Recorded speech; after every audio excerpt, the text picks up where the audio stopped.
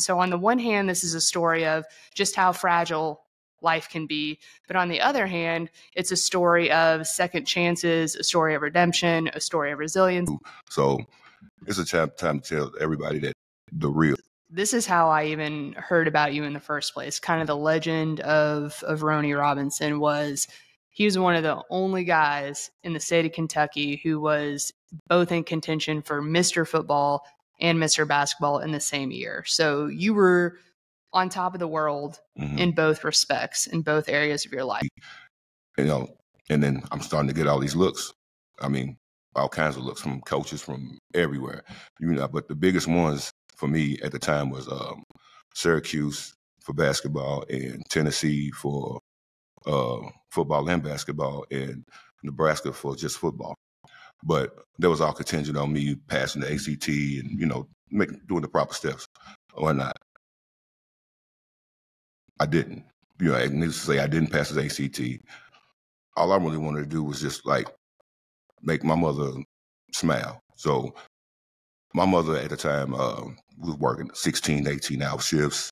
And only time I really got to see her was on game night or not. So on game night, I mean, that was the only time I really got to see her smile. So I go hard as possible and, you know, get home. And that's love at the time. Excuse me. Good. I mean, I've sat in them rooms with, like, I've had Denny Crum, Rick Pitino, Phil Fulmer.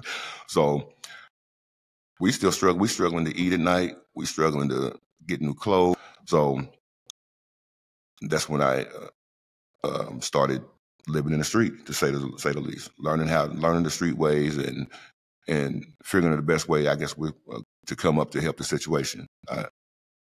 I'm looking at anywhere from 10 to 20 years of my life at that time, and it was overwhelming. So that's pretty much how I got through the penitentiary, sports, just playing basketball, doing what I love. And like I said, I wasn't really getting too much off the streets. I had to actually fend for myself. So that was my way my hustle, basketball. I was 23 when I got out. I was 23. I had to sit out a year. And then, so I had been out of football sports 6-7 years before I decided to even come back. I'm telling you, you can go through a lot of stuff and still chase your dreams and hopefully pursue your dreams and hopefully conquer them. And I was close. Yeah, it's a priority to actually teach and give my life to so they can actually see it. It's like it can still. I mean, you can make mistakes. Not telling you to make mistakes, but once you do, you still got to be able to try to find that silver lining and still bounce back and find some kind of drive to keep going. Because I mean, life's not gonna stop for you.